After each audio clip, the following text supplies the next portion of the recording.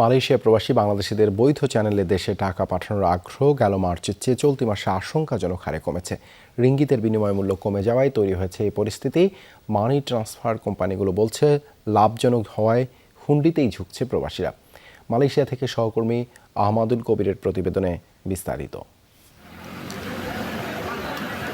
আবারও নিম্নমুখী মালয়েশিয়া থেকে আসা রেমিটেন্স প্রবাহ। গেল মার্চে মালয়েশিয়া থেকে 1057 কোটি টাকা পাঠিয়েছেন প্রবাসীরা।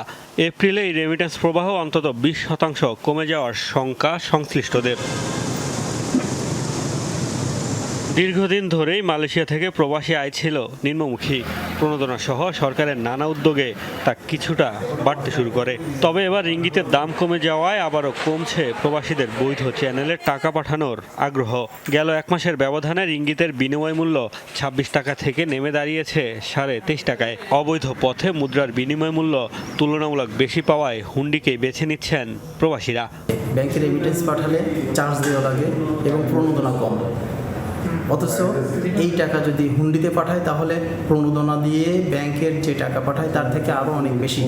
বাংলাদেশ গভর্নমেন্টের কাছে আমাদের রিকোয়েস্ট, যদি রেমিটেন্সের হারটা আর একটু বৃদ্ধি করে, মানে বোনাসের রেমিটেন্সের যে হারটা, সো আগামীতে মনে হয় যে আমাদের রেমিটেন্সের যে যোদ্ধাগুলা, এই যোদ্ধা অবশ্যই আরও আগ্রহী হবে বা তারা টাকা ছাড়তে ইচ্ছুক। আমরা বর্তমানে 2.5% প্রণোদনা পাচ্ছি সরকারের পক্ষ থেকে।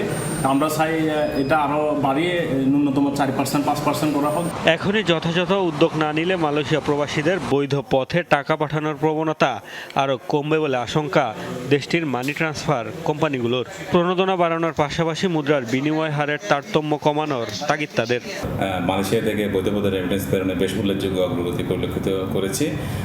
আর এপ্রিলের শুরুতে কিছুটা দরপতনের কারণে রেমিটেন্স প্রেরণ রোজার শেষের দিকে কিছুটা কম হয়েছে। বাংলাদেশি ব্যাংকগুলোর থেকে যে রেটটা আমরা পাচ্ছি সেই রেটটা দিয়ে বেসিক্যালি হুন্ডির সাথে আমরা কম্পিট করতে পারছি না। ইভেন 2.5% অ্যাড করার পরেও, যেটা গভর্নমেন্ট প্রণোদনা দিচ্ছে। ব্যাংকিং চ্যানেলে টাকাটা মাস এসেছে, এপ্রিল মাসে অনেক কম এসেছে। আমরা ডলারটাকে বাজারে বিক্রি করার দাবি জানানোর পাশাপাশি শ্রমিকদের পকেটে একটা বড় ধরনের দাবি আছে যে তাদের প্রণোদনা একটু বাড়িয়ে দেওয়া এবং প্রণোদনাকে একটা ডিপিএস এর মতো কিংবা প্রভিডেন্ট ফান্ড আকারে করা। এছাড়া ব্যাংকিং চ্যানেলে টাকা পাঠানোর পদ্ধতিকে আরও সহজ করার আহ্বান প্রবাসীদের। মোস্তফা মাহমুদ, যমুনা নিউজ।